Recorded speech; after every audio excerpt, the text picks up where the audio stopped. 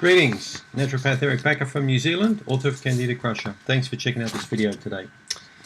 Let's talk about toenail fungus. I've done some videos on toenail fungus, but a yeast infection involving the toenails is quite common.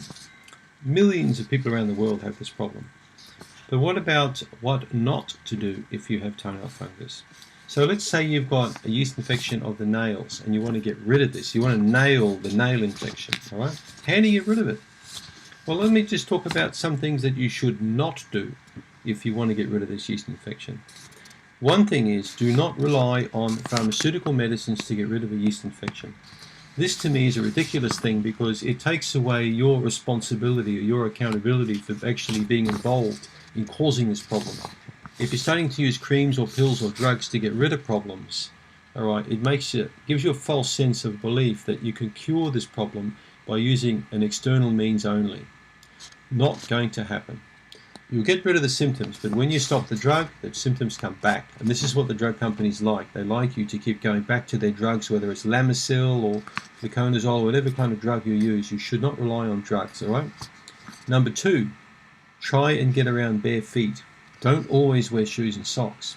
Now, a lot of people who live in the northern hemisphere or in the southern part, in the cooler, temperate areas particularly, wear socks too much. So wearing socks all the time and shoes or pantyhose is not a good idea if you want to get rid of a yeast infection. Kick off those shoes and socks. I fly on planes a lot, for example. I've learned to always take my socks and shoes off on an air flight. All right. Pressure in the cabin changes. Tends to be a different atmosphere up there. I feel more comfortable bare feet. I've got clean feet and socks, so I haven't got smelly feet or smelly socks. So, you know, if you're sitting there for anywhere from 45 minutes up to 2 or 3 hours, take your shoes and socks off and just relax, all right? If you're watching TV or you're doing some relaxing pursuit, have bare feet.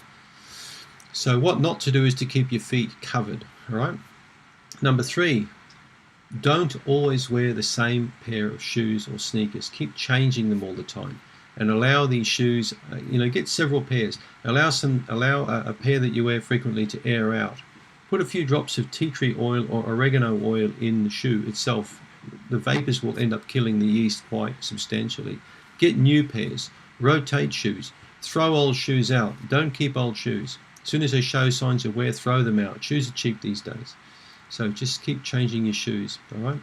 What not to do also is not to rely only on external treatment, whether it is pharmaceutical or natural.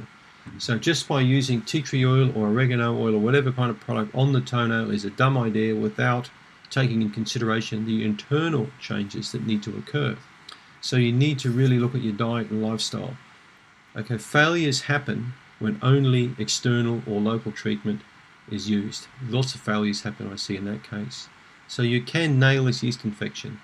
Look at the internal environment of the gut, particularly, because this will really mean you've either got a powerful immune function or poor immune function. Take a good antifungal product. I developed a product called Candida for that reason.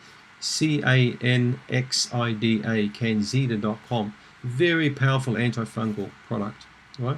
It's just recently been updated now. There are 12 of the best antifungal, antibacterial, antiparasite, natural nutrients in that product. You take 3 a day, you'll nail this nail infection, particularly if you use an external product. Remember, no sugars, antifungal treatment, local treatment, lifestyle treatment, done. You've nailed it. Thanks for tuning in.